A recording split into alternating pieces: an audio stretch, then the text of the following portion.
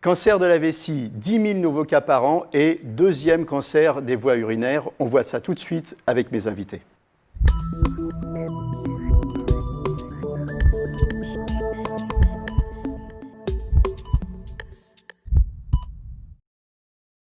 Alors avec moi sur le plateau de Capital Santé, le professeur Yann Nozillet. Vous êtes chirurgien urologue à l'hôpital Foch et vous êtes spécialisé en onco-urologie et notamment dans la prise en charge des cancers de la vessie et des cancers de la prostate. Vous êtes aussi membre de l'AFU. Qu'est-ce que ça veut dire l'AFU? Association française d'urologie. Association française d'urologie. Et puis Ariel Courty, donc je vous remercie d'avoir accepté de venir témoigner sur un sujet qui finalement est un sujet intime, où on a eu du mal à trouver des témoins. Il est difficile de trouver des personnes pour parler de ça, et pourtant c'est extrêmement utile aux autres malades qui cherchent à avoir des témoignages. Donc vous êtes venu nous raconter votre histoire, mais vous êtes aussi venu pour nous recommander d'être vigilant et d'être vigilante aussi sur ces cancers des voies urinaires qui ne touchent pas que les hommes, on pense souvent aux hommes, mais ça touche aussi les femmes, la preuve, hélas. Donc au moindre symptôme, il faut consulter. Votre histoire, vous, elle commence il y a un peu plus d'1 an, c'est ça? Donc vous avez eu du sang dans les urines, c'est ça? Voilà, ce que le généraliste a imaginé comme étant une infection urinaire, donc une gêne. Et en effet, dans un deuxième temps, une irritation et du sang dans les urines. Et au bout du deuxième ou troisième traitement qui ne donnait rien, il a décidé de faire une échographie. C'est là où on a détecté un polype. Ça a duré combien de temps, ça, entre la première consultation de médecin généraliste, premier, deuxième, troisième traitement, échographie, vous avez... Mais le problème, et ça je dirais, puisque je témoigne vraiment justement pour sensibiliser les gens au fait que non, ça n'est pas que les hommes et qu'il faut s'écouter un petit peu, c'est que travaillant beaucoup, en fait, je ne m'écoutais pas et que j'ai laissé quand même passer un certain temps. Donc ça serait le premier témoignage, c'est de dire attention, au moindre petit signe avant-coureur, fatigue, etc. Il faut, tant pis, il vaut mieux s'écouter un peu trop et avancer. Et puis surtout, le sang dans les urines, c'est quand même pas quelque chose de tout à fait normal. Oui, mais curieusement, le généraliste n'a pas été vraiment inquiété. Ça n'est qu'au moment où il a fait faire une échographie qui a détecté un polype important. Et donc là, j'ai été voir un premier chirurgien urologue qui a fait l'ablation du polype, qui l'a fait analyser, qui a constaté que le muscle diagnostic était est tombé. infiltré. Alors pourtant, vous n'étiez pas un sujet à risque, vous êtes une femme et puis vous êtes une toute petite fumeuse, vous fumez une cigare de temps en temps, c'est ça? Voilà, un petit cigarieux de temps en temps, mais j'ai arrêté d'ailleurs. Dans le couloir pour amener... première opération, le chirurgien m'a dit, je pense que c'est le moment d'arrêter de fumer. Et là, vous avez fumé votre dernier cigare dans le couloir? Non, du couloir de la mort, non. Ce qui m'a un peu agacé parce que je lui ai dit, écoutez, mais qui m'a marqué, vous voyez, ça, je ne reverrai toujours l'image. Bon, allez, j'avoue qu'il m'arrive de prendre une cigarette une fois tous les... Bon, c'est fait maintenant, donc on ne dit rien. Écoutez, on va pas se... vous risquez encore le cancer du poumon. Oh, oui, mais enfin une tous les mois, là, ça deviendrait agaçant. C'est bon, vous avez raison. 3 semaines après le diagnostic, donc l'opération, et là c'est une grosse opération. C'est une grosse opération, oui, j'ai eu la chance de n'avoir que 2 semaines d'hospitalisation, parce que je crois que parfois c'est plutôt 3 semaines. Écoutez, non, les suites opératoires... Qu'est-ce qu'on vous a enlevé? On vous a enlevé la vessie? La vessie, l'utérus, les ovaires. J'avais dit au professeur Lebray qui m'a opéré, n'hésitez pas à déblayer large, de toute manière, étant donné mon âge, c'est pas très grave, déblayons large, c'est pas la peine de prendre de risques. Donc, ce qu'il a fait. D'accord, voilà. On peut dire qu'il a déblayé large. Post-opératoire, pas de chimio? Non, beaucoup de chance. Ok. Et alors là, 2 solutions possibles, soit puisque vous n'avez plus de vessie, soit une poche externe, soit une reconstitution de vessie artificielle. Et là, vous nous avez dit en préparant l'émission, on m'a expliqué, les médecins, les infirmières, ils nous ont expliqué, mais finalement, j'aurais bien aimé avoir le témoignage d'autres patients qui m'expliquent, eux, leur vécu, les plus, les moins de chaque solution. C'est aussi pour ça que vous êtes là aujourd'hui, finalement, pour surtout témoigner. Pour ça que ça vous a manqué de ne pas avoir le... C'est plus que ça m'a manqué, c'est très compliqué. Je dirais qu'à la limite, C'était très bien que je n'ai eu qu'en gros une quinzaine de jours entre la première et la seconde opération. C'est qu'à un moment, de toute manière, il faut se décider. Il y aurait eu 3 mois, je n'aurais pas eu plus de réponses. Non, c'est le gros problème actuel, c'est que ça soit sur Internet, il n'y a pas d'association de patients qui peuvent enseigner. Et quand vous téléphonez par relation, d'abord, je suis tombée que sur des hommes, donc c'est pas tout à fait pareil. Et en plus, des personnes qui ne veulent pas, qui sans doute, ça touche, c'est vrai, à l'intime. Moi, ça ne me gêne pas. C'est la première chose que j'ai dit aussi au professeur Debré après l'opération. C'est, si vous avez besoin de témoins, comptez sur moi parce que c'est trop compliqué de faire des choix qui ont quand même une conséquence, c'est irréversible. Donc le jour où vous choisissez, c'est quand même jusqu'à la fin de votre vie, en tout cas pour la poche de Bricaire. Alors la poche de Bricaire, qu'est-ce que c'est la poche de Bricaire? La poche de Bricaire, c'est ce qu'on fait le plus fréquemment en France. Ça consiste à prendre un petit morceau d'intestin de manière à permettre aux urines de les traverser pour aller jusqu'à la peau. Ou alors la patiente ou le patient adapte une poche, ce qui permet d'avoir des poches qui se remplissent toutes seules. Il n'y a pas de soins particuliers à y apporter, si ce n'est le changement du support, et surtout pas de rééducation particulière. Comment ça se passe concrètement? C'est interne? Non, c'est externe. C'est un orifice externe qui fait la taille d'à peu près d'une pièce de 20 centimes d'euros. C'est relativement petit. Le but étant simplement de permettre aux urines de sortir sans risquer que la peau se resserre sur cet orifice et n'empêche l'élimination des urines.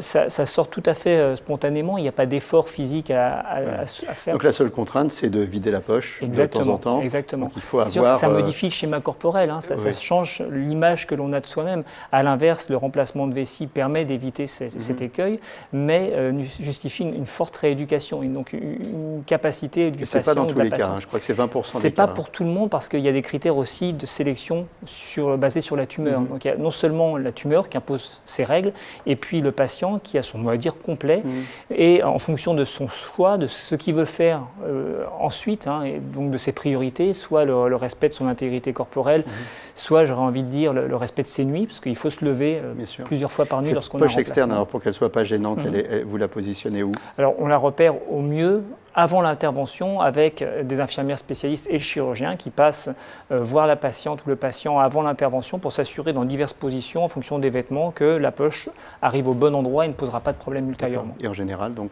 Généralement, c'est au niveau du côté dominant du patient, donc plutôt le plus souvent à droite, en dessous de l'ombilic et au niveau de mi-chemin avec la crête iliaque. Donc, et la taille Vraiment, c'est petit. Je vous disais une pièce de 20 centimes d'euros à peu près. D'accord. Donc quelque chose de qu'on ne voit pas. Non, ça ne se voit pas extérieurement. C'est quelque chose qui est extrêmement discret. Extrêmement discret, mais je n'ai pas l'audace de vous demander de... Non, de soulever ma robe, peut-être pas. Non. Mais non, honnêtement, je mets des jeans, il n'y a aucun problème, et jamais personne qui me rencontre peut se dire, mais qu'est-ce qu'elle a là? Bon, naturellement, il faut de temps en temps, mais non, il y a aussi quand même le fait de la changer. Tous les jours. C'est pas, on reste pas avec pendant un mois, donc il y a des petites contraintes quand même. Il y a des procédures, et c'est un peu de logistique et des procédures à intégrer. Je dirais mais finalement, on vit bien avec, non? On vit, oui. Après, c'est une question de caractère, mais le seul truc, c'est qu'on y pense tous les matins et tous les soirs. Je dirais que dans la journée, pas forcément, mais c'est vrai qu'on ne peut pas se dire, bon, allez, voilà, j'oublie. Ben non, tous les matins, mais c'est comme quelqu'un à la limite qui a des lentilles ou je sais pas quoi. Non, c'est pas le plus compliqué. Simplement, peut-être en 2 mots, puisque c'est un témoignage. Voulez-vous que je vous dise simplement en 2 mots pourquoi j'ai choisi? Oui, absolument. Alors, la vraie raison, c'est donc le seul témoignage que j'ai eu d'un monsieur qui m'a dit, écoutez, honnêtement, c'est tout à fait faisable, la néovessie, mais par contre, je me lève 3-4 fois par nuit, et moi, je me suis dit, non, je veux continuer à travailler, j'ai envie de ne pas être épuisé tous les matins, et je fais partie de ces gens qui ont besoin de dormir. Il y a des gens qui peuvent dormir 3 heures par nuit, qui se rendorment automatiquement. Moi, si je me lève la nuit, je ne me rendors pas. Donc le professeur, vous avez opté pour Lebré m'avait dit, il n'y a pas de problème mécaniquement, comme âge, etc. pour faire une néovessie. Maintenant, c'est votre choix. Et ça a vraiment été déterminant, mais c'est important de le dire quand même, parce qu'il y a peut-être des gens qui... Voilà. Mais parce qu'il n'y a pas beaucoup de cas. En tout cas, ce qui est important, c'est d'avoir des témoignages pour que chacun se détermine en fonction de son cas. Alors, l'émission avance très très vite, alors on va être obligé de speeder un peu.